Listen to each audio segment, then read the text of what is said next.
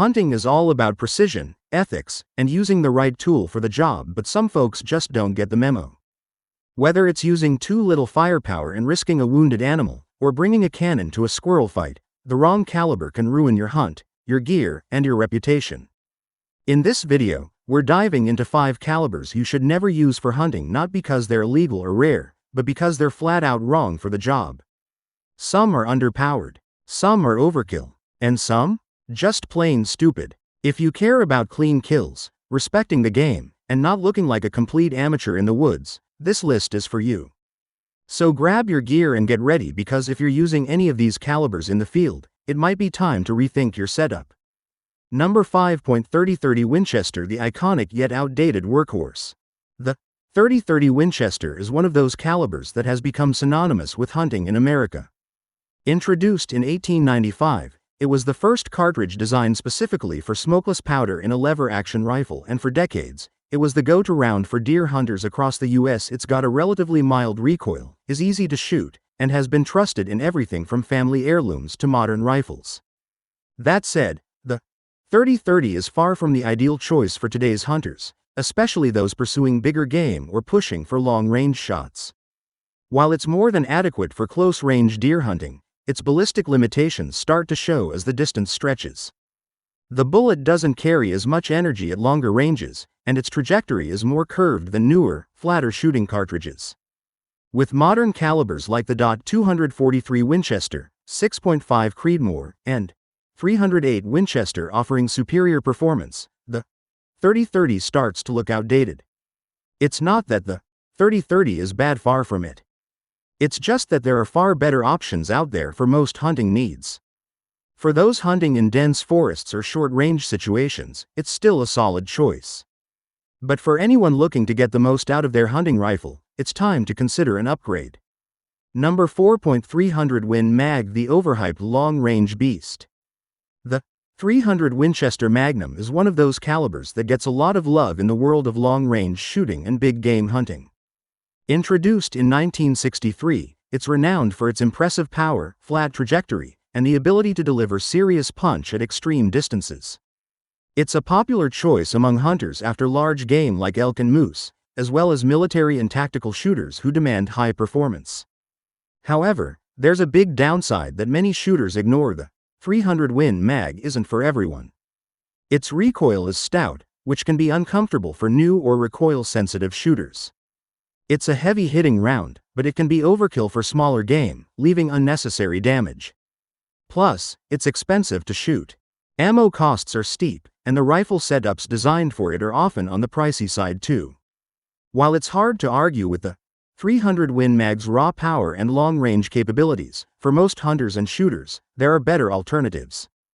The .308 Winchester or the 6.5 Creedmoor are more affordable, offer less recoil, and perform admirably at a variety of ranges. The .300 Win Mag shines in niche scenarios but often feels like a solution to a problem that most people don't need solved. Number 3. .35 Remington, the nostalgic, underperforming relic. The .35 Remington is one of those calibers that holds a special place in the hearts of classic firearm enthusiasts, but in the modern world of hunting, it's more of a relic than a reliable choice. Introduced in 1906, it was designed for lever-action rifles, like the iconic Remington Model 8. Known for its relatively heavy bullet, it was marketed as a solid option for deer hunting in dense woods, offering good stopping power at short ranges. However, in today's hunting world, the .35 Remington feels outclassed. While it performs decently at closer ranges, it lacks the range and flat trajectory of more modern cartridges like the .30-30 Winchester or the .308 Winchester. Its ballistics are limited, with a steep drop-off after 150 yards. Plus, the recoil can be a bit harsh for some shooters, especially those who aren't used to magnum-level power in a lever-action rifle.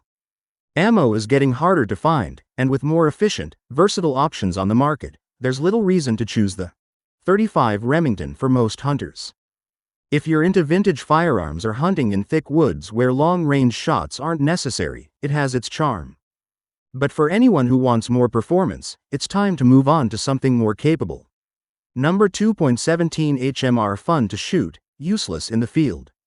The .17 Hornady Magnum Rimfire, HMR, is one of those calibers that's a blast at the range but falls short when it comes to real-world hunting applications.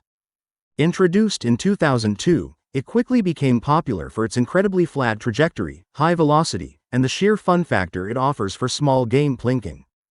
With its light recoil and impressive accuracy at short to medium distances, it's a favorite for varmint hunters and target shooters looking for a quick, satisfying shot. However, the fun stops when you try to take the .17 HMR into the field for larger game. While it can make quick work of small varmints like squirrels and rabbits, it lacks the necessary power for anything bigger. The tiny .17 caliber bullet doesn't offer sufficient stopping power for larger animals, often leading to poor, inhumane shots or wounded game that can escape. It's also limited in range, with effective kills generally capped around 150 yards, making it unsuitable for more traditional hunting distances. So, while the .17 HMR might be a fun round to shoot at the range, it's simply not a practical or ethical choice for serious hunting. Stick to it for small critters and target practice, but don't expect it to handle much more. Number 1.220 Swift The Speed Demon. The .220 Swift holds the title as one of the fastest commercial cartridges ever created, capable of reaching speeds upwards of 4,000 feet per second. Introduced in 1935 by Winchester, it was designed for varmint hunting, delivering a flat trajectory and unmatched velocity. Its high speed makes it a dream for long-range shooting, and for a time, it was the go-to choice for those looking to shoot varmints with extreme precision at distance. However, while the .220 Swift is fast, it's not without its flaws. The blistering speed comes at a price: excessive barrel wear. Rifles chambered in .220 Swift tend to burn through barrels much quicker than slower cartridges, which can make it an expensive round to maintain over time. The recoil, while not excessive, is noticeable, and coupled with its small, high-velocity bullet, it doesn't always deliver the same terminal performance as other calibers designed for bigger game. The .220 Swift also suffers from limited ammo availability compared to more mainstream calibers like the .223 Remington, making it less practical for most shooters. It's a great round for specific, high-speed applications, but for general use or long-term reliability, there are better, more versatile choices available. Speed isn't everything, and the Swift proves that.